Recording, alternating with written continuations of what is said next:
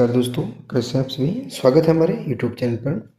दोस्तों हम आपको आज आरआरबी एनटीपीसी यानी कि रेलवे द्वारा पूछे गए जो प्रीवियस ईयर के क्वेश्चन हैं, ये संविधान के क्वेश्चन है, पॉलिटी के क्वेश्चन है, आज की इस वीडियो में करवाएंगे। इसके पहले मैं आपको बता दूं, इसके पहले मैं बायोलॉजी के क्वेश्चन करवा चुका हूँ, PYQ, जियोग्राफी के भी करवा चुका हूँ। ये सब आरआरबी एनटीपीसी की मैं बात कर रहा हूँ। इसके बाद फिजिक्स, केमिस्ट्री, इन सब के करवा चुका हूँ। हिस्ट्री के भी कुछ करवा चुका हूँ, तो आप अगर नहीं देखा तो आप जाकर उसको देख लीजिए। इस वीडियो में ना मात्र क्वेश्चन आपको करवाया जाएगा, बल्कि क्वेश्चन के साथ आपको डिटेल के साथ भी क्वेश्चन को करवाया जाएगा। ठीक है, डिटेल भी करवाई जाएगी, जिसके आपके साथ एक क्वेश्चन के साथ 2-3 क्वेश्चन आपके तैयार होंगे। तो चलिए शुरू कर लेते हैं आज के हमारे पहले प्रश्न से। तो आज का हमारा पहला प्रश्न है, भारतीय संविधान का कौन सा अनुच्छेद उच्च न्यायालयों के न्यायाधीशों द्वारा शपथ या प्रतिज्ञान से संबंधित है। यानी कि कह रहा भारतीय संविधान में ऐसा कौन सा अनुच्छेद है जो उच्च न्यायालय के न्यायाधीशों में शपथ से संबंधित है। तो कौन सा है, तो ये 219। कौन सा 219? तीसरा हमारा सही उत्तर हो जाएगा। ये सब क्या है, PYQ है, रेलवे द्वारा पूछे गए प्रश्न, विशेषकर एनटीपीसी। तो आप इनको हल्के में लेने की मत कोशिश कीजिएगा। ठीक है, अब देखिए, उच्च न्यायालयों से जुड़े कुछ और संवैधानिक प्रावधान, जैसे अनुच्छेद 214 से 231 में उच्च न्यायालय से जुड़े प्रावधान का वर्णन है। अनुच्छेद 217 में उच्च न्यायालय के न्यायाधीशों की नियुक्ति और पद से जुड़ी शर्तों का जिक्र है। तो 217 में ये आपको बताते हैं। 224 में क्या है, अतिरिक्त कार्यवाहक न्यायाधीशों की नियुक्ति से जुड़ी जानकारी है। वहीं पर 226 न्यायालयों को रिट जारी करने का अधिकार दिया गया है 226 में। ठीक है, इसके बाद अगर बात करें 127 में क्या है, तो न्यायाधीशों की नियुक्ति से जुड़ी जानकारी है। 124 में क्या है, तो 124 में सर्वोच्च न्यायालय की स्थापना और गठन से जुड़ी जानकारी है। ये कुछ महत्वपूर्ण जानकारी थी। अगला है, सरकार के संसदीय स्वरूप को अपनाने की प्रेरणा भारत के संविधान निर्माताओं द्वारा किससे प्राप्त की गई है। तो किससे प्राप्त की, ब्रिटेन से प्राप्त की गई। एक इसका हमारा 70 हो जाएगा। यानी कि भारतीय संविधान की जो संसदीय प्रणाली है ये ब्रिटेन से ली गई है। सीधा सीधा आपसे ये पूछा जा रहा है, ये आपको बताना है। यानी कि संसदीय प्रणाली कहाँ से, ब्रिटेन से ली गई है। अब देखिए इसके डिटेल क्या है। इस क्वेश्चन का डिटेल है, भारत की संसदीय प्रणाली को वेस्ट मिल्टर मॉडल के नाम से भी जाना था। बहुत इंपॉर्टेंट है, UPPCS लेवल का है, ये UPSC लेवल का है। पूछा जाता है जो भारत की संसदीय प्रणाली, इसको किस नाम से जाना जाता है, तो इसको वेस्ट मिंस्टर मॉडल के नाम से जाना जाता है। ये मॉडल यूनाइटेड किंगडम से बना, यानी कि ब्रिटेन से लिया गया है। कि भारत की जो संसदीय प्रणाली है, इनकी संसद कैसी होगी, कितने प्रकार के संसद हो गए, संसद के कितने अंग हो गए, ये ब्रिटेन से लिया गया, ब्रिटेन के संविधान से लिया गया है।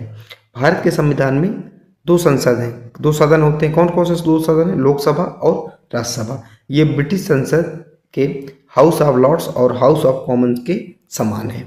अगला है, भारत के संविधान में राज्य के नीति निर्देशक तत्वों को किस देश से लिया गया है। तो नीति निर्देशक तत्वों को किस देश से लिया गया है, जो हमारे नीति निर्देशक तत्व, इनको आयरलैंड से लिया गया। कहाँ से, आयरलैंड से लिए गए। 3 हमारे इसका सही उत्तर हो जाएगा। नीति निर्देशक तत्व जिसे इंग्लिश में DPSP के नाम से जाना जाता है। तो संविधान के भाग 4 में अनुच्छेद 36 से 31, कितने, 36 से 51 तक राज्य के नीति निर्देशक तत्वों का जो उल्लेख किया गया है। अगला है, भारत के संविधान में अनुच्छेद 5 से 11 किससे संबंधित है। तो भारत के अनुच्छेद में जो 5 से 11, इसमें नागरिकता का उल्लेख दिया गया है। क्या दिया गया है, नागरिकता का उल्लेख दिया गया है। 4 हमारा इसका, यानी कि दूसरे यहाँ से हमारा सही उत्तर होगा।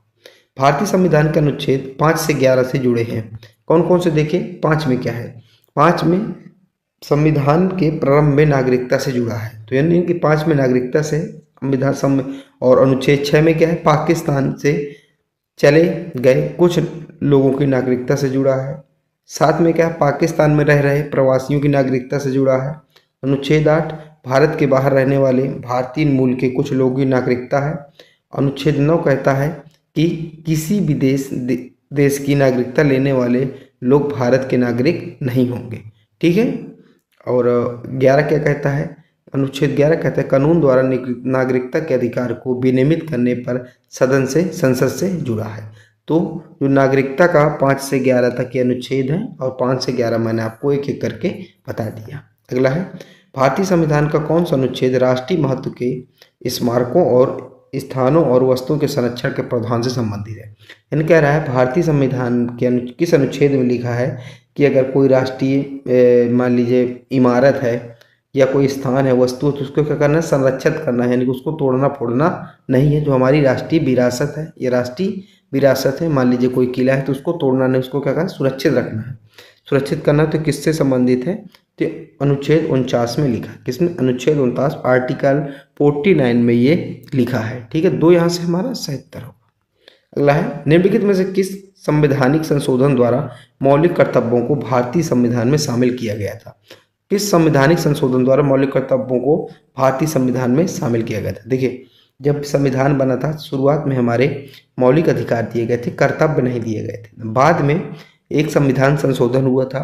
उस कौन सा संविधान संशोधन था, तो वो था 42वां संविधान संशोधन। कौन सा, 42वें नंबर का संविधान संशोधन था। इसके तहत जो है जो मौलिक कर्तव्यों को जोड़ा गया।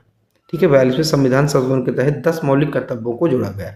बाद में फिर एक 86वां संविधान संशोधन हुआ, उसमें से 11वां जो है मौलिक कर्तव्य को जोड़ा गया था बाद में। ठीक है, अगला है, देखिए भारतीय संविधान में मौलिक कर्तव्यों को 42वें संविधान के जरिए जोड़ा गया था। तो 42वें संविधान के जरिए जोड़ा गया था। ठीक है, साल 1976 में हुए 42वें संविधान संशोधन के जरिए संविधान में मौलिक कर्तव्यों को जोड़ा गया। ये मैंने आपको बता दिया। इस संशोधन के जरिए संविधान में एक नया भाग 4 का जोड़ा गया था। तो संविधान का जो भाग 4 का जोड़ा गया, जिसमें मौलिक कर्तव्यों को शामिल किया गया। उसमें यह बताया गया कि जो भारत के नागरिक होंगे उनके कौन कौन से कर्तव्य होंगे। ठीक है, इस नए भाग में सिर्फ एक अनुच्छेद था, अनुच्छेद का 51 का उसमें सम्मिलित था। ठीक है, इस अनुच्छेद में नागरिकों को 10 मौलिक कर्तव्य सूचीबद्ध किया गया। शुरुआत में 10 मौलिक कर्तव्य दिए गए, बाद में एक और जोड़ा गया था, मैं भी आपको बताऊंगा। मौलिक कर्तव्यों की अवधारणा सोवियत संघ के संविधान से प्रेरित थी। तो अगर पूछा मौलिक कर्तव्य किस देश से लिए गए, तो सोवियत संघ से लिए गए, ये आपको याद रखना है। स्वर्ण सिख समिति की सिफारिश पर संविधान में मौलिक कर्तव्य जोड़े गए थे। अगर आपसे क्वेश्चन ये भी बनता है कि किस समिति की सिफारिश पर मौलिक कर्तव्यों को संविधान में जोड़ा गया था, तो स्वर्ण सिख समिति की सिफारिश पर। ठीक है, आप चीजें जो है नोट करते चलिएगा जो नए हैं। ठीक है, साल 2002 में 86वें संविधान संशोधन के तहत एक और मौलिक कर्तव्य को जोड़ा गया। देखिए, शुरू में 10 मौलिक कर्तव्य जोड़े गए थे, फिर 86वें संविधान संशोधन के तहत सन 2002 में एक और मौलिक कर्तव्य को जोड़ा गया। शुरू में 10 पर एक और जोड़ दिया तो टोटल कितने हो गए, 11। तो टोटल 11 मौलिक कर्तव्य हो गए। इस संशोधन से 6 से 14 साल के जो बच्चे थे उसे शिक्षा का अधिकार मिला। ये संविधान जो है मौलिक कर्तव्य जोड़ा गया।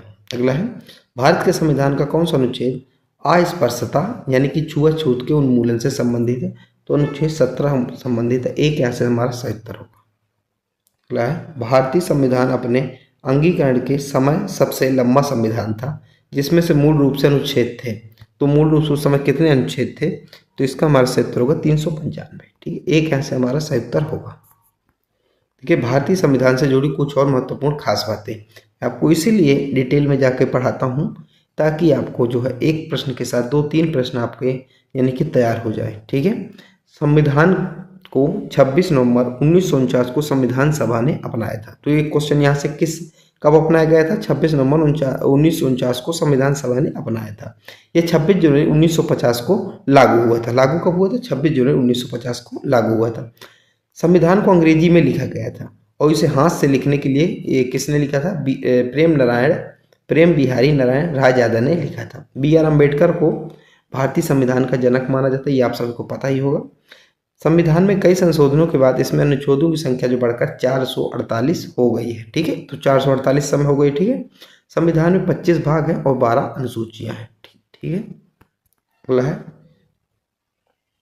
को संविधान सभा ने भारत के लिए एक प्रारूप संविधान तैयार करते हुए डॉक्टर BR अम्बेडकर की अध्यक्षता में एक प्रारूप समिति का गठन किया। तो कब किया गया था, तो ये हमारा इसका सही उत्तर होगा ऑप्शन नंबर 1, 29 अगस्त 1947 को किया गया था। अगला है, संघ सूची, राज्य सूची और समवर्ती सूची भारतीय संविधान की किस अनुसूची में शामिल है, तो ये किस नंबर की अनुसूची में शामिल है, संघ सूची, राज्य सूची और समवर्ती सूची किस में, ये 7वीं अनुसूची में शामिल है, याद रखिएगा। ठीक है, जैसे 8वीं में क्या है, 8वीं में देखिए भाषा है, ठीक है। देखिए 10वीं में क्या, 10वीं अनुसूची में देखिए दल बदल है। इसी प्रकार 7वीं अनुसूची में राग सूची, संघ सूची और समवर्ती सूची का उल्लेख किया गया है। अब देखिए इसमें लिस्ट देख लीजिए, यहाँ से प्रश्न बनते हैं। जैसे आपसे मैं बताऊँ कैसे कुछ प्रश्न बनते हैं। जैसे आपसे पूछ ले कि रेलवे किस समवर्ती सूची का विषय है, तो रेलवे जो है संघ सूची विषय यानी कि केंद्र की सूची का विषय है। जैसे रक्षा हो गया, अंतर्राष्ट्रीय संबंध हो गए, बंदरगाह हो गया, रेलवे हो गया, हाईवे। वहीं पर राज्य की बात करें, राज्य की सूची क्या है, सार्वजनिक व्यवस्था, पुलिस, सार्वजनिक स्वास्थ्य, अस्पताल, दवाखाने और साफ सफाई। इसी प्रकार अगर बात की जाए समवर्ती सूची की, तो न्याय हो गया, शिक्षा हो गया और ट्रेड यूनियन और वन। वन बहुत पूछा जाता है किस सूची का विषय, तो वन जो है समवर्ती सूची का विषय है, आप लोग याद रखिएगा। अगला है उद्योग और व्यापार के संबंध में MRTP का अर्थ है, तो MRTP का आपको फुल फॉर्म बताना है। MRTP का फुल फॉर्म क्या है, तो इसका तीसरा इसका सही उत्तर होगा एकाधिकार और प्रतिबंधात्मक व्यापार व्यवहार, तीसरा सही उत्तर।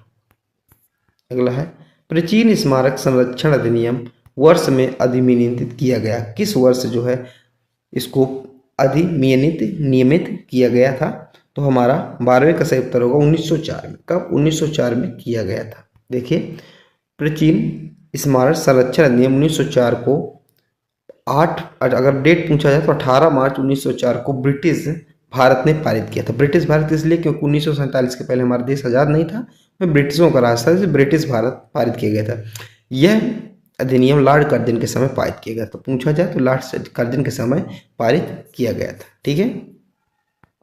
अगला है भारतीय संसद ने नागरिकता अधिनियम किस वर्ष पारित किया था, तो नागरिकता अधिनियम किस वर्ष पारित किया गया था, ये 1900 कब पारित किया गया था आपको जाना, 1955 में पारित किया गया था। कहाँ, 1955 में पारित किया था, एक यहाँ से सही उत्तर होगा।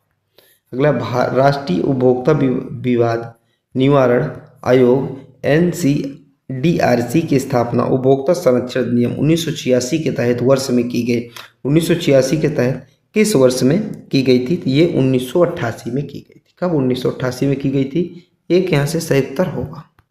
अगला है FRBMA को वर्ष 2023 में अधिनियमित किया गया था, जिसने सरकार के लिए राजकोषीय घाटे को कम करने के लिए लक्ष्य निर्धारित किए थे। FRMBA का अर्थ क्या है, इसका फुल फॉर्म पूछ रहा है। FRMBMA इसका फुल फॉर्म पूछ रहा है, तो इसका फुल फॉर्म होगा चौथा नंबर यानी कि physical responsibility and budget management act, तो 4 यहाँ से सही उत्तर होगा। अगला RTI अधिनियम कब लागू हुआ था, तो RTI यानी कि राइट टू इंफॉर्मेशन, ये अधिनियम कब लागू हुआ था ये आपको बताना है।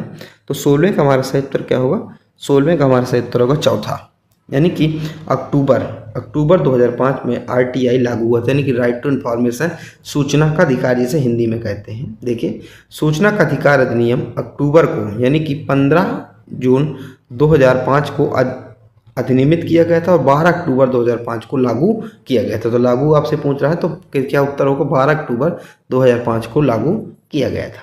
अगला है वर्ष में लागू हुए राजभाषा अधिनियम की धारा 3 के माध्यम से संघ के आधिकारिक उद्देश्यों के लिए अंग्रेजी भाषा का उपयोग जारी रहा, तो इसका हमारा सही उत्तर होगा ऑप्शन को 2 नंबर 1965 इसका सही उत्तर होगा। अगला है हमारा मुफ्त और अनिवार्य शिक्षक अधिकार अधिनियम संसद द्वारा वर्ष में पारित किया गया था, किस वर्ष में पारित किया गया था, तो ये किया गया था 2009 में। कब, 2009 में किया गया था, दूसरा हमारा सही उत्तर होगा।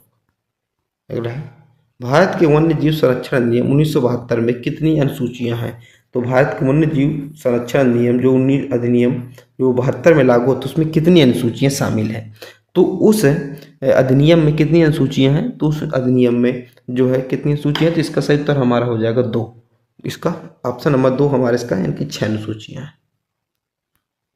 अगला है देखिए भारत के वन्य जीव संरक्षण अधिनियम में 1972 में कुल 6 अनुसूचियां हैं। ठीक है, अनुसूची 1 में क्या है, अनुसूची 1 और 2 में शामिल प्रजातियों को पूर्ण सुरक्षा प्रदान की जाएगी। इन प्रजातियों पर अपराध करने पर सबसे ज़्यादा दंड का प्रावधान है। तीसरी और चौथी अनुसूची में क्या है, संरक्षित है लेकिन इन पर अपराध करने पर दंड कम होता है। इसके बाद 5वीं अनुसूची में क्या है, 5वीं अनुसूची में शामिल जानवरों को कानूनी तौर पर कीट माना जाता है और उनका शिकार किया जा सकता है। और 6वीं अनुसूची में क्या है, शामिल पौधों की खेती और रोपण करना इसमें शामिल है। तो ये मैंने आपको बताया वन्य जीव संरक्षण अधिनियम 1972 में कुल 6 अनुसूचियां, 6 में और क्या क्या है ये मैंने आपको बता दिया। अगला है, केंद्रीय सरकार ने नया कानून अधिनियमित किया है। बाल श्रम संशोधन अधिनियम 2016 सभी व्यवसायों एवं प्रक्रियाओं में कम से कम आयु के बच्चों में सेवा योजना पर प्रतिबंध लगाया गया। तो 20 का हमारा सही उत्तर क्या होगा? 20 का सही उत्तर होगा 14, यानी कि 14 वर्ष से कम बच्चों पर प्रतिबंध लगाया गया है। इससे कम बच्चे, क्या उम्र के बच्चे कम काम ना करें, बाल मजदूरी मानी जाएगी। अगला है, भारत के संविधान में किस संशोधन ने मौलिक अधिकारों से संपत्ति के अधिकार को हटा दिया? तो कौन सा संशोधन किया गया था जिससे मौलिक अधिकार, जो संपत्ति का अधिकार था मौलिक अधिकार में, उसको हटा दिया गया, उसको एक कानूनी अधिकार बना दिया गया? तो कौन सा किया गया था? तो हमारा 21 का हमारा सही उत्तर होगा। हमारा 21 का सही उत्तर क्या हो जाएगा? ऑप्शन नंबर दूसरा इसका सही उत्तर हो जाएगा। कौन सा? ऑप्शन नंबर दूसरा इसका हमारा सही उत्तर हो जाएगा। ठीक है, 44वां संविधान संशोधन 1978। तो 44वां संविधान संशोधन 1978 करके संपत्ति को अधिकार को मौलिक अधिकार से हटा दिया गया था। देखिए, संविधान के मूल रूप से संपत्ति का अधिकार अनुच्छेद 31 में शामिल था। तो पहले अनुच्छेद 31 में था, फिर इसको हटा दिया गया था। साल 1978 में संविधान के 44वें संशोधन के जरिए इसे मौलिक अधिकारों की सूची से हटा दिया गया। इसके बाद इसे संविधान के भाग 12 में अनुच्छेद 301 के तहत कानूनी अधिकार बना दिया गया। अगला है, भारतीय संविधान के किस संशोधन द्वारा भारतीय संविधान में भाग 9 जोड़ा गया? तो कौन सा संशोधन करके भाग 9 जोड़ा गया था? तो ये करके ऑप्शन नंबर 1 ऐसे सही उत्तर होगा 73। अगला है, संविधान 86वें संशोधन अधिनियम 2002 के माध्यम से को स्वतंत्रता के अधिकार के हिस्से के रूप में मौलिक अधिकारों की सूची में शामिल किया गया। तो 23 का हमारा सही उत्तर होगा ऑप्शन नंबर तीसरा, शिक्षा के अधिकार को। ठीक है, अगला प्रश्न है हमारा, भारतीय संविधान में प्रथम संशोधन किस वर्ष किया गया था? देखिए, भारतीय संविधान 1950 में जारी कर दिया गया था। 26 जनवरी 1950 में इस दिन से लागू कर दिया गया था। लेकिन प्रथम संविधान संशोधन कब?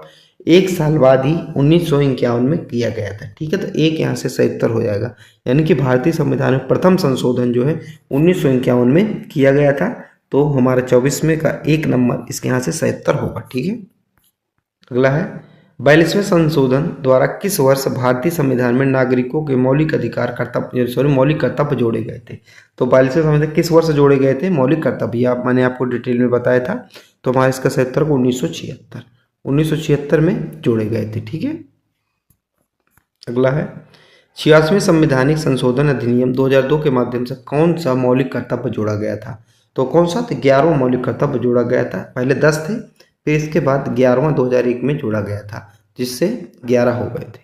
अगला है, निम्नलिखित में से कौन सी भाषा 92वें संशोधन अधिनियम के माध्यम से भारतीय संविधान की 8वीं अनुसूची में शामिल नहीं थी? तो कन्नड़ नहीं थी। तो डी यहाँ से हमारा सही उत्तर होगा। अगला है, संविधान का 99वां संविधान संशोधन किसके विषय में है? तो 99 संशोधन ये किसके विषय में है? जो 99 नंबर का संशोधन है ये है ऑप्शन नंबर हमारा बी, राष्ट्रीय न्यायिक नियुक्ति आयोग की स्थापना करना। तो बी हमारे यहाँ से सही उत्तर हो जाएगा। अगला है, संविधान का कौन सा संशोधन सरकार से निजी उच्च शिक्षा संस्थानों के रूप में अन्य पिछड़े वर्गों के लिए 27% आरक्षण प्रदान करता है? तो कौन से करता है? तो 29 का हमारा कौन सा उत्तर होगा? 29 का ऑप्शन नंबर सी इसका उत्तर होगा, 93वां संविधान संशोधन, तो 93। अगला है, इंदिरा गांधी द्वारा लगाए गए आपातकाल के दौरान को महत्वपूर्ण और बड़ी संख्या में किए गए परिवर्तनों के कारण मिनी संविधान के रूप में किसे जाना जाता है? यानी कि छोटा लघु संविधान किस संविधान संघ को लघु संविधान कहा जाता है भारत में? तो ये 42वें संविधान संशोधन को।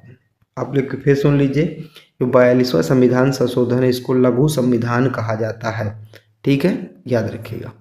अगला है, भारतीय संविधान का कौन सा अनुच्छेद राष्ट्रपति द्वारा शपथ या प्रतिज्ञान से संबंधित है? ये मैंने आपको शुरू में बताया था कौन सा संबंधित है, तो हमारा 60 संबंधित है। ठीक है, दूसरा हमारा इसका सही उत्तर होगा। तो भारत के संविधान और अनुच्छेद उनसे कुछ जुड़ी जानकारियां देख लीजिए। तो अनुच्छेद 61 राष्ट्रपति पर महाभियोग चलाने की प्रक्रिया, बहुत पूछा जाता है। महाभियोग किस राष्ट्रपति पर महाभियोग किस अनुच्छेद के अंतर्गत चलाया जा सकता है, तो उस अनुच्छेद 61 के तहत। 62 में क्या है, राष्ट्रपति के पद की रिक्ति को भरने के लिए चुनाव करने का जो समय है इसका है। इसके बाद 65 में क्या है, उपराष्ट्रपति को राष्ट्रपति के रूप में कार्य करने या उसके कार्यों का निर्वहन करना। इसके बाद अब 67 में क्या है, उपराष्ट्रपति के पद का कार्यकाल। 68 में क्या है, उपराष्ट्रपति के कार्यकाल का एक रिक्त भरने के लिए चुनाव कराने का समय और आकस्मिक रिक्त भरने के दिया गया निर्वाचित व्यक्ति की पदावधि। और 69 में क्या है, उपराष्ट्रपति द्वारा शपथ या प्रतिज्ञान, तो 69 में है। और 60 में क्या है, राष्ट्रपति का है, ये आप याद रखना। अगला है, भारत के संविधान के तहत वित्तीय आपातकाल घोषित किया जा सकता है, तो किस अनुच्छेद के तहत वित्तीय आपातकाल जो है घोषित किया जा सकता है वित्तीय आपातकाल, तो 360 किसके अनुच्छेद 360 के तहत वित्तीय आपातकाल घोषित कर सकता है। और क्वेश्चन यहाँ से एक बनता है कि वित्तीय आपातकाल कौन घोषित कर सकता है, तो आप लोग जान लीजिए, वित्तीय आपातकाल मात्र राष्ट्रपति को अधिकार होता है घोषित करने। तो भारत का राष्ट्रपति एकमात्र व्यक्ति है जो भारत में वित्तीय आपातकाल की घोषणा कर सकता है। तो यहाँ से तीसरा, और ये चीजें जो है आप लोग याद रखिएगा। अगला है, भारतीय संविधान का कौन सा अनुच्छेद उच्च न्यायालयों के न्यायाधीशों द्वारा शपथ या प्रतिज्ञान से संबंधित है। शपथ या प्रतिज्ञान किससे संबंधित है, मैंने बताया था आपको। दूसरा इसका सही उत्तर होगा 219 का, 219 इसका सही उत्तर होगा। अगला, भारतीय संविधान का कौन सा अनुच्छेद संघ की कार्यकारी शक्तियों से संबंधित है, तो संघ की कार्यकारी शक्ति से संबंधित है अनुच्छेद 53, एक यहाँ से सही उत्तर होगा। अगला है, भारतीय संविधान के अनुच्छेद 243 बी के अनुसार मध्यवर्ती स्तर पर पंचायतों का गठन ऐसे राज्य में किया जा सकता है जिसकी आबादी लाख से, यहाँ पे अगर 20 लाख से अधिक नहीं है, तो ऐसे क्या है, पंचायतों का गठन किया जा सकता है। जिसका 20 लाख से अधिक है वो पंचायत नहीं कहलाएंगे। अगला है, भारतीय संविधान का कौन सा अनुच्छेद सभी बच्चों को 6 वर्ष की आयु पूरी करने तक प्रारंभिक बचपन की देखभाल और शिक्षा प्रदान करने के लिए राज्य पर दायित्व डालता है, तो कौन सा अनुच्छेद है, जो कौन सा अनुच्छेद है, ये है ऑप्शन नंबर तीसरा, अनुच्छेद हमारा 45। यानी कि अनुच्छेद 45 कहता है जो राज्य केंद्र सरकारें हैं, केंद्र सरकार राज्य सरकारों को आदेश देती है कि 6 से जो बच्चा है 6 से 14 वर्ष तक इसको क्या है, पढ़ना ही पढ़ना है और इसकी देखभाल की जाए। इसलिए आप देखे होंगे स्कूल में भोजन मिलता है, मिड डे मील मिलता है और वहाँ पढ़ाई भी होती है। अगला है, भारतीय संविधान का कौन सा अनुच्छेद अपराधों के लिए दोष सिद्धि के संबंध में संरक्षण से संबंधित है, तो इसका सही उत्तर क्या होगा, हमारा आपके सही उत्तर होगा ऑप्शन 20। यानी कि जैसे पुलिस हमको पकड़ ले गई तो हमें अपना दोष सिद्ध करने का अधिकार है, इनकी हम बता सके कि हम दोष हमने नहीं किया, तो हमें अपने सबूत जो साबित करने का भी हमारे पास अधिकार है, ये अनुच्छेद 20 के तहत। अगला है, भारत के संविधान के अनुच्छेद में एक प्रावधान है जो लोगों के सदन में अनुसूचित जातियों और अनुसूचित जनजातियों के लिए सीटों के आरक्षण को अनिवार्य करता है, तो इसका हमारा 38 का सही उत्तर क्या होगा, 330 सीटों का जो आरक्षण, दूसरा हमारा सही उत्तर होगा। अगला है, भारत के संविधान के अनुच्छेद 170 के अनुसार प्रत्येक राज्य की विधानसभा में से अधिक नहीं है और कम सदस्य नहीं होंगे जो राज्य में क्षेत्रीय निर्वाचन क्षेत्रों से जुड़े चुनाव चुने गए हैं, यानी कि सीधे चुनाव में चुने गए हैं। तो इसका सही उत्तर होगा हमारा 560, यानी कि दूसरा। अगला प्रश्न है, भारत के संविधान में संशोधन करने के लिए संसद की शक्ति का वर्णन किया गया है, तो संसद की शक्ति का वर्णन किस में किया गया है, तो एक 368 में किया गया। तीसरा हमारा सही उत्तर हो जाएगा।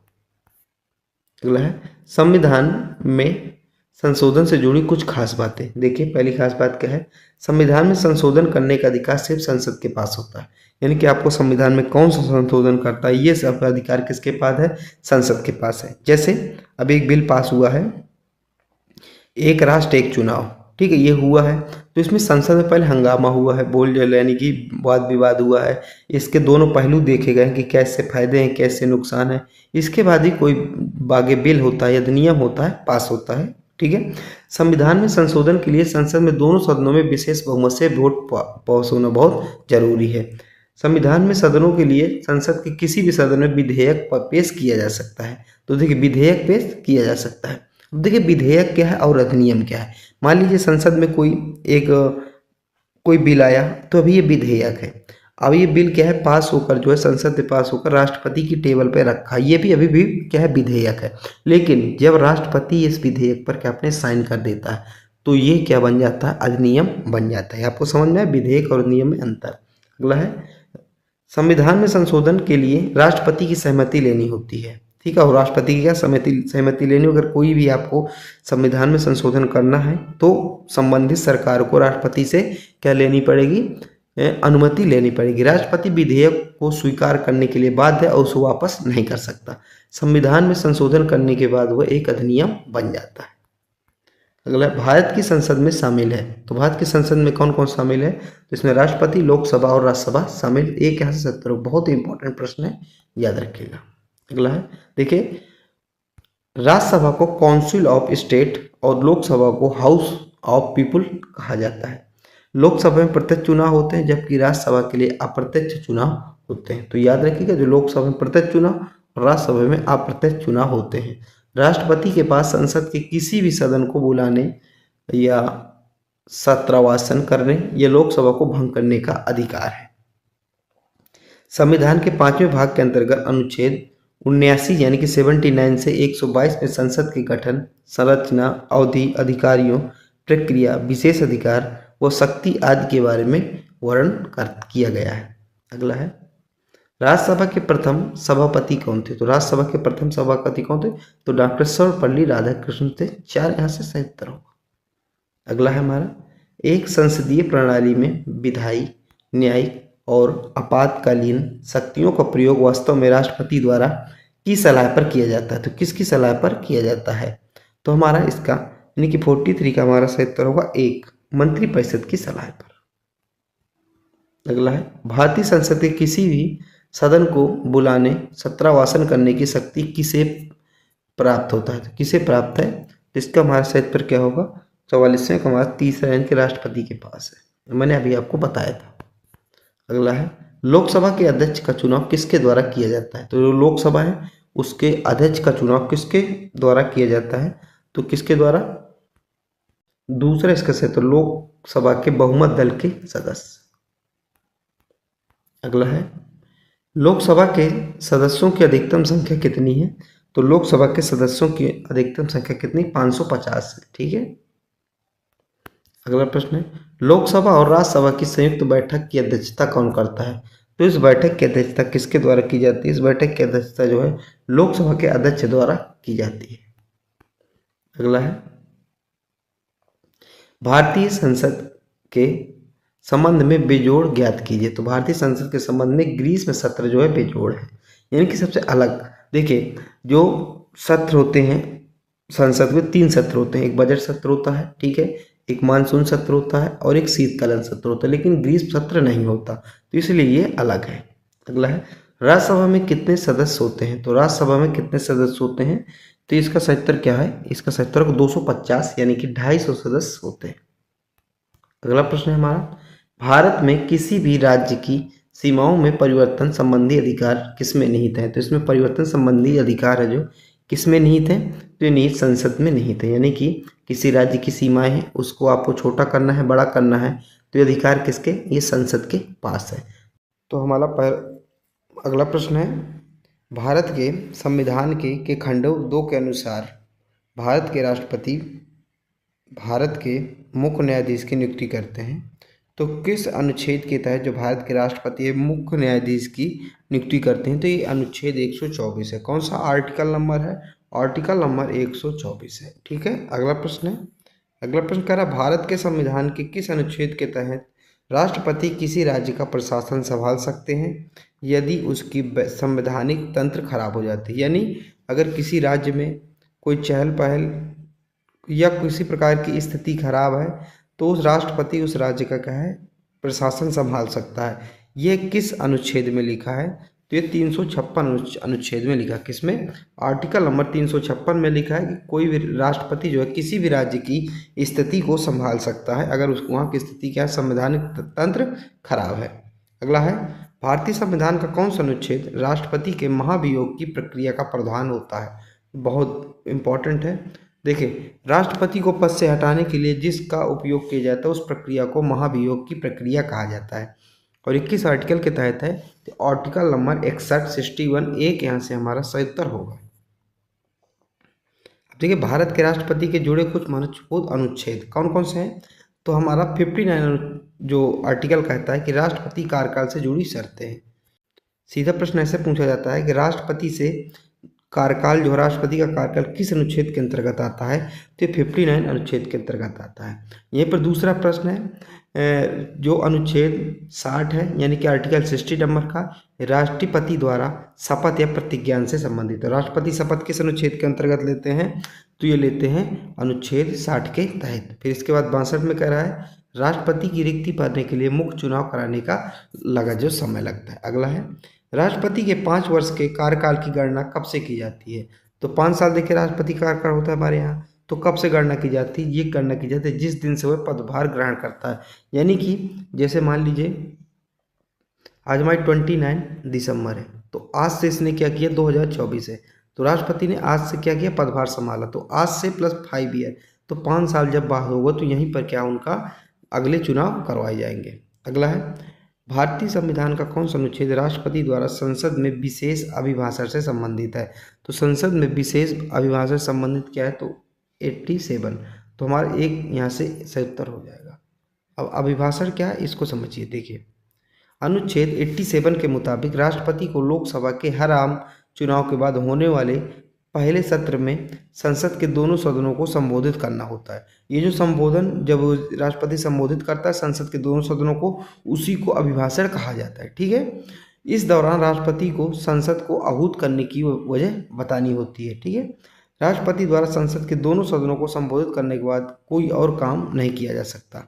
ठीक, इसके बाद है इस तरह के संबोधन को विशेष संबोधन कहा जाता है, जो एक वार्षिक विशेषता है। आप लोग समझ गए होंगे। अगला है प्रश्न के अनुसार केंद्रीय रक्षा बलों की सर्वोच्च कमान किसके पास होती है, तो केंद्रीय रक्षा बलों की जो सर्वोच्च कमान ये राष्ट्रपति के द्वारा होती है। यानी कि अगर बात करें, देखिए ये थल सेना, वायुसेना और जल सेना, इसकी जो तीनों की कमांड होता है किसके पास, ये राष्ट्रपति यानी प्रेसिडेंट के पास होता है। तीनों का सर्वोच्च कौन होता है, प्रेसिडेंट होता है। अगला है भारत के राष्ट्रपति का चुनाव एक निर्वाचन मंडल द्वारा किया जाता है, जिसमें शामिल है, जिसमें क्या शामिल है, तो ये कह रहा है संसद के दोनों सदनों यानी लोकसभा और राज्यसभा के निर्वाचित सदस्य, बिल्कुल सही बात है। दूसरा कह रहा है राज्य विधान सभाओं के निर्वाचित सदस्य, तो ये दोनों कथन जो क्या हो जाएंगे, दोनों कथन यहाँ से हमारे सही हो जाएंगे। ठीक है, अगला है राज्यसभा की सदस्यता के लिए राष्ट्रपति साहित्य, विज्ञान, कला और समाज सेवा में उत्कृष्टता के आधार पर सदस्यों को मनोनीत करते हैं और अन्य सदस्य निर्वाचित किए जाते हैं। तो कितने ये आपको बताना है, तो हमारा इसका सही उत्तर होगा 12। कितने, 12। ठीक है, 12 यहाँ से, यानी कि ऑप्शन नंबर तीसरा यहाँ से सही उत्तर होगा।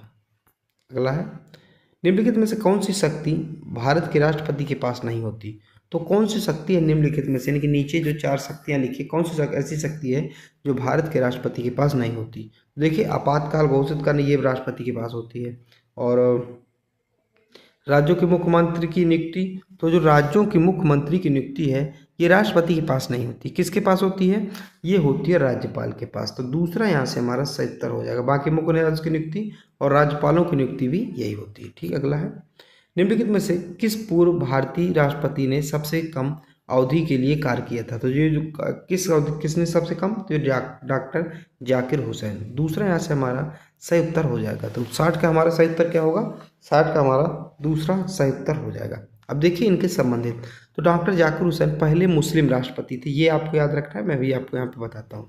तो डॉक्टर जाकिर हुसैन का कार्यकाल 13 मई 1967 से 3 मई 1969 तक था। ठीक है, उनका निधन कार्यालय में ही हो गया था, तो यानी कि जब वो राष्ट्रपति थे तो उनका निधन हो गया था। डॉक्टर जाकिर हुसैन भारत के पहले मुस्लिम राष्ट्रपति थे। उन्होंने बिहार के राज्यपाल, उपराष्ट्रपति के तौर पर भी काम किया है। तो ये था किनके बारे में, डॉक्टर जाकिर हुसैन के बारे में, जिनका कार्यकाल सबसे कम रहा है। अगला है भारतीय संविधान में निर्धारित एकमात्र प्राधिकरण जिसे केंद्र और प्रत्येक राज्य की और केंद्र शासित प्रदेश की सरकारों की प्राप्तियों, व्यय का लेखा परीक्षा की जिम्मेदारी सौंपी गई है, तो किसे सौंपी गई है, तो हमारे इसका सही उत्तर क्या होगा, 61 का हमारा सही उत्तर होगा ऑप्शन नंबर तीसरा, भारत के नियंत्रक और महालेखा परीक्षक।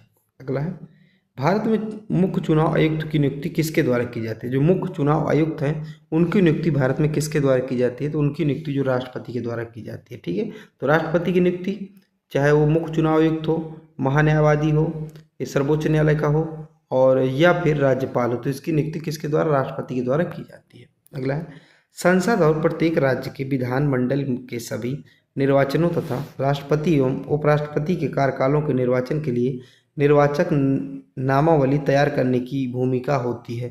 तो क्या भूमिका होती है? तो ऑप्शन नंबर 3 निर्वाचन आयोग। ठीक है, निर्वाचन आयोग की भूमिका होती है। अगला है, की भूमिका, यहाँ पे आपको खाली स्थान में भरना है कि क्या आएगा। की भूमिका राज्य के वित्त आयोग द्वारा की गई सिफारिशों के आधार पर राज्य में नगर पालिकाओं के संसाधनों के पूरक के लिए राज्य की संचित निधि को बढ़ाने के लिए आवश्यक उपायों के रूप में राष्ट्रपति को सिफारिश करना है। तो राष्ट्रपति को सिफारिश किसको करना है? ये सब जो लिखा है स्टेटमेंट, ये किसको करना होता है? तो ये वित्त आयोग को करना, किसको? वित्त आयोग को करना होता है। ठीक है, 4 यहाँ से सही उत्तर होगा। मैं आप लोग याद रखें, ये प्रश्न जो पूछे गए प्रश्न PYQ हैं। इस वीडियो में आपको मैं 100 क्वेश्चन कराऊंगा। क्या? पॉलिटी के 100 क्वेश्चन कराऊंगा। जिसको नहीं पता, अगर वीडियो बढ़ा के देखे तो आप देख लीजिए, 100 प्रश्न करवाऊंगा। और ये सारे प्रश्न जो है RRB NTPC द्वारा PYQ यानी कि पूछे गए प्रश्न हैं, तो इनको आप हल्के में लेने की भूल मत कीजिएगा, इनको आप बढ़िया से तैयार कीजिए। अगला प्रश्न है, भारत के महान्यायवादी की नियुक्ति भारत के संविधान के किस अनुच्छेद के तहत की जाती है? तो भारत के महान्यायवादी की नियुक्ति, महान्यायवादी की नियुक्ति किसके द्वारा? राष्ट्रपति द्वारा की जाती है। लेकिन किस अनुच्छेद के द्वारा की जाती है? तो अनुच्छेद 76 है, यानी कि 76। तो अनुच्छेद नंबर, आर्टिकल नंबर 76 के द्वारा राष्ट्रपति के द्वारा महान्यायवादी की नियुक्ति की जाती है। अगला है, भारत के महान्यायवादी को अटॉर्नी जनरल भी कहा जाता है। यह देश का सर्वोच्च विधि अधिकारी होता है। बहुत पूछा जाता है कि देश का सर्वोच्च विधि अधिकारी यानी कानून अधिकारी कौन होता है? तो ये महान्यायवादी होता है। और ये भारत सरकार को क्या करता है? कानून के बारे में जानकारी देता रहता है। और भारत सरकार का मुख्य कानूनी सलाहकार होता है। ठीक है, वह केंद्र सरकार को सभी कानूनी मामलों में क्या सलाह देता है। अगला है, राष्ट्रीय अनुसूचित जाति आयोग के बारे में निम्नलिखित में से कौन सा कथन सत्य है? तो इनमें से कौन सा कथन सत्य है? तीसरा इसका सही उत्तर होगा। तीसरे का मतलब है ये दोनों क्या कथन सही है, तो ऑप्शन में यानी कि A और B दोनों। ठीक है, अगला है, भारत सरकार का सर्वोच्च विधि अधिकारी कौन होता है? तो अभी मैंने आपको बताया जो भारत सरकार का सर्वोच्च विधि अधिकारी कौन होता है, तो भारत सरकार का सर्वोच्च विधि अधिकारी हमारे यहाँ से ऑप्शन नंबर दूसरा इसका सही उत्तर क्या? महान्यायवादी। तो भारत का महान्यायवादी जो है सर्वोच्च विधि अधिकारी होता है। अगला है, भारतीय चुनाव आयोग की स्थापना कब हुई थी? तो भारतीय चुनाव आयोग की स्थापना कब की गई थी?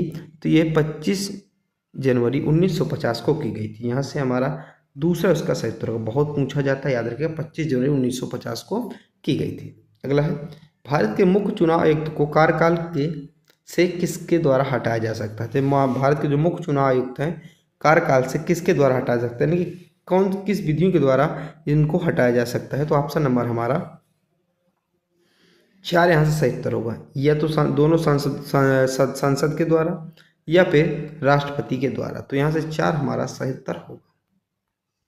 अगला है, भारतीय निर्वाचन आयोग निम्नलिखित में से किस की चुनाव प्रक्रिया के प्रशासन के लिए जिम्मेदार नहीं है? तो हमारा 70 यानी कि 17 का सही उत्तर होगा पंचायत चुनाव, यानी कि पंचायत चुनाव के लिए क्या वो जिम्मेदार नहीं है।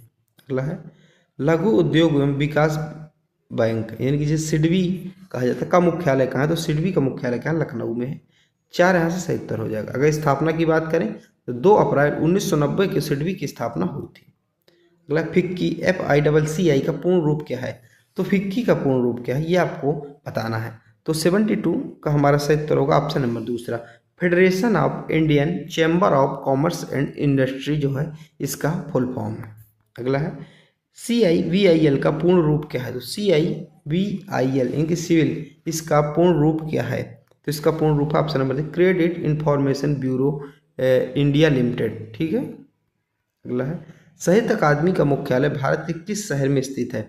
तो साहित्य अकादमी है, इसका मुख्यालय भारत के नई दिल्ली में स्थित है। कहाँ? नई दिल्ली में स्थित है। और साहित्य अकादमी कितनी? 24 भाषाओं में दिया जाता है। अगला, साहित्य अकादमी, तो साहित्य अकादमी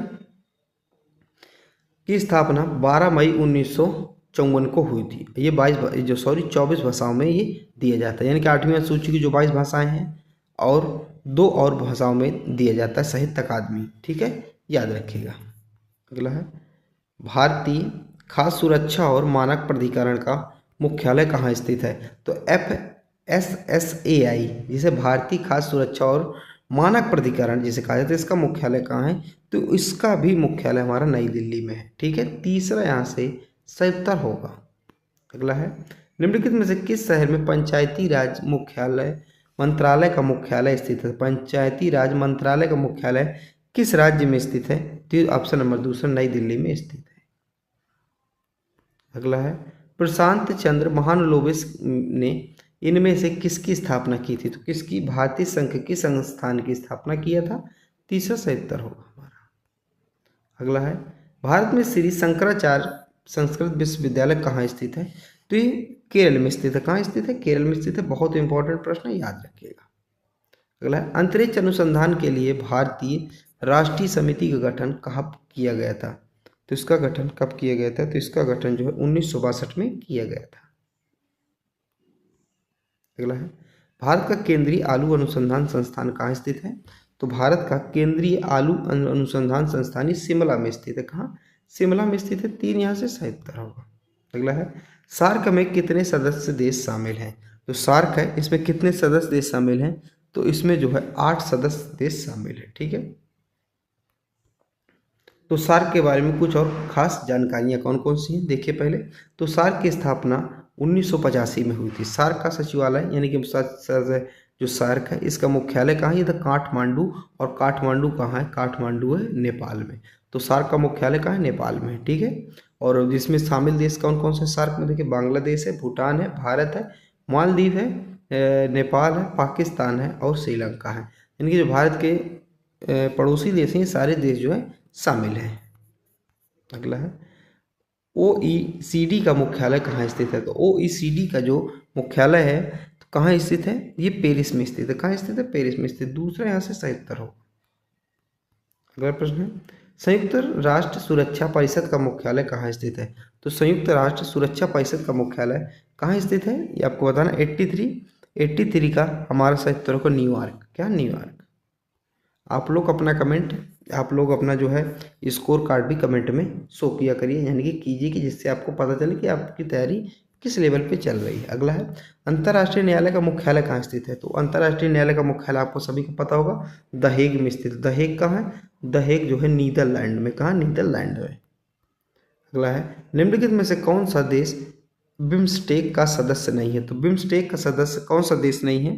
तो 85 का हमारा उत्तर मालदीव। जो मालदीव है बिम्स्टेक का सदस्य नहीं है। अब देखिए बिम्स्टेक है क्या? तो बांग्लादेश, भारत और भूटान, म्यांमार, नेपाल, श्रीलंका, थाईलैंड, तो ये सारे देश क्या सदस्य हैं। ठीक है, कितने हो गए? 8 हो गए। कितने? 8 हो गए। ठीक है, इसकी स्थापना जो है 1997 में बैंकॉक घोषणा पत्र के जरिए हुई थी। इसका मुख्यालय बांग्लादेश के ढाका में है। ये सारी चीज़ मैं आपको बता दी। तो बिम्स्टेक का मुख्यालय का बांग्लादेश ढाका में। कब स्थापना हुई थी? 1997 में स्थापना हुई थी। अगला है टैरिफ और व्यापार पर सामान्य समझौता वर्ष में अस्तित्व में आया।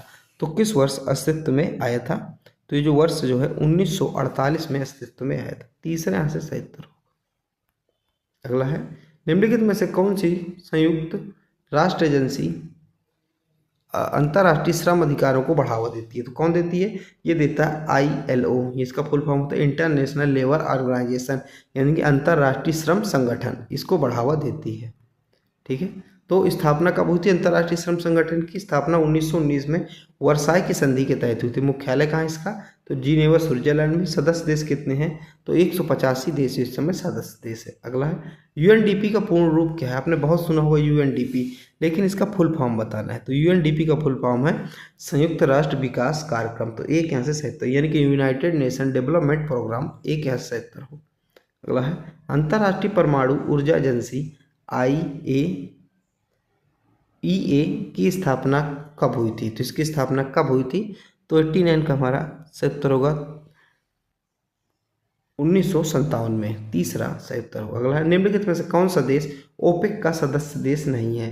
यानी कि ओपेक का देश नहीं, सदस्य नहीं है। इनमें से 4 ऑप्शन में दिए गए हैं। केन्या नहीं। कौन सी? केन्या नहीं है। तो 4 यहाँ से 77 होगा। देखिए ओपेक का मुख्यालय ऑस्ट्रिया के वियना में है। कहाँ? ऑस्ट्रिया के वियना में है। ओपेक का गठन 14 सितंबर 1960 को बगदाद में हुआ था। ओपेक के फैसले अंतर्राष्ट्रीय तेल बाजार और अंतर्राष्ट्रीय संबंधों में अहम भूमिका निभाते हैं। तो जो ओपेक संगठन है किस में भूमिका निभाता है, जो तेल उत्पादन में अपनी भूमिका निभाता है, यानी कि तेल जो पानी इधर से तेल उधर भेजा जाता है, जो अंतर्राष्ट्रीय व्यापार होता है उसमें अपना क्या रूल एंड रेगुलेशन बनाता है ओपेक। रूस एक प्रमुख पेट्रोलियम उत्पादक देश है लेकिन ओपेक का सदस्य देश नहीं है। बहुत इंपॉर्टेंट है आपके लिए, क्योंकि कहा जाता है, आपसे को पता रूस क्या है, एक पेट्रोलियम का यानी कि तेल का एक प्रमुख उत्पादक देश है, लेकिन ओपेक का यहाँ पे क्या है, ओपेक का सदस्य देश नहीं है।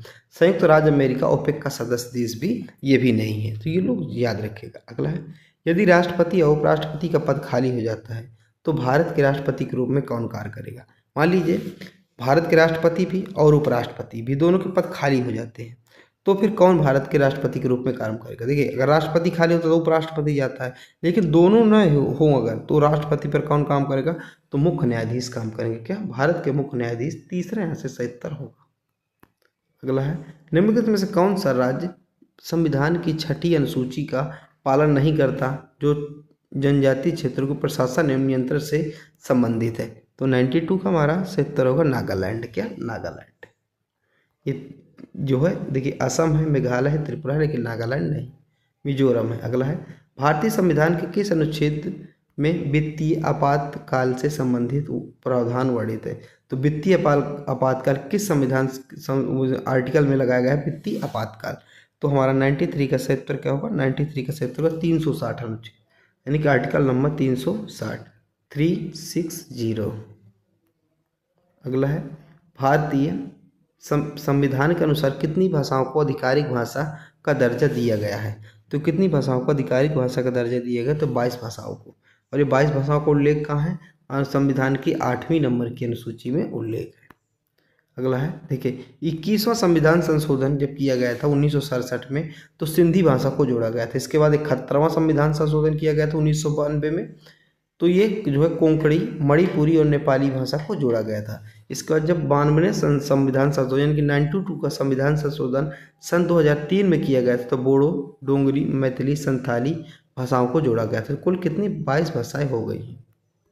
अगला है, 1986 में राजीव गांधी द्वारा लोकतंत्र और विकास के लिए पंचायती राज संस्थान के पुनरुद्धार पर नियुक्ति का समिति का नाम बताएं। तो ये क्या थी, तो सिंघवी समिति थी। दूसरा इसका 77 होगा। अगला है, भारत में लेफ्टिनेंट गवर्नर। तो भारत में लेफ्टिनेंट गवर्नर कैसे चुने जाते हैं, इनकी कैसे इनका चुनाव करता है, इनकी नियुक्ति कैसे होती है। तो हमारा 77 होगा 96। तो 96 का हमारा 77 होगा ऑप्शन नंबर बी। केंद्र शासित प्रदेश के नाम पर मात्र के प्रमुख के रूप में कार्य करते हैं। अगला है, विश्व के लोकतांत्रिक देशों में से किस देश का संविधान सबसे लंबा, लिखित और सबसे विस्तृत है। तो ये आपको सभी को पता होगा, भारत का। अगला है, भारत के सर्वोच्च न्यायालय की स्थापना कब की गई थी। तो भारत के जो सर्वोच्च न्यायालय है इसकी स्थापना कब की गई थी। तो 98 का हमारा 77 होगा 1950 में की गई थी। अगला है, भारत का प्रधानमंत्री बनने के लिए आवश्यक न्यूनतम आयु कितनी चाहिए। यानी कि भारत का अगर प्रधानमंत्री बने तो इसकी न्यूनतम आयु 25 वर्ष तो कम से कम होनी चाहिए। यहाँ पे 20 का 77 होगा। अगला है, भारत के संविधान के अनुसार निम्नलिखित में से कौन सा एक मौलिक अधिकार नहीं है। तो कौन सा एक मौलिक अधिकार नहीं है, तो ये देश की रक्षा करने का अधिकार। ये क्या मौलिक कर्तव्य है, न कि मौलिक अधिकार है। तो डी यहाँ से हमारा 77 हो जाएगा। तो मैंने आपको पॉलिटी के, और कैसे पॉलिटी के, तो रेलवे द्वारा, क्या रेलवे विशेषकर एनटीपीसी द्वारा पूछे गए पॉलिटी के 100 क्वेश्चन करवा दीजिए। जो PYQ है, क्या PYQ है, ये बहुत इंपॉर्टेंट क्वेश्चन रहने वाले हैं, तो ध्यान दीजिएगा। और अगर आपको हिस्ट्री का पढ़ना हो तो आप पढ़ लीजिए वहाँ पे PYQ। इसके बाद अगर बायोलॉजी का पढ़ना हो तो आप PYQ पढ़ लीजिए, केमिस्ट्री का भी पढ़ लीजिए, तथा फिजिक्स का भी PYQ वहाँ से आप पढ़ सकते हैं। अगली बारी जो हमें विश्व का भूगोल रहेगा और इसके बाद भारत का भूगोल रहेगा। जो अन्य अन्य चीज़ें हैं सारी मैं डिस्कस करा दूंगा। बस आप जुड़ जाइए हमारे साथ और रोज़ आप एक नया वीडियो देखिए, अपनी तैयारी को बेहतर बनाइए। जय हिंद, जय भारत।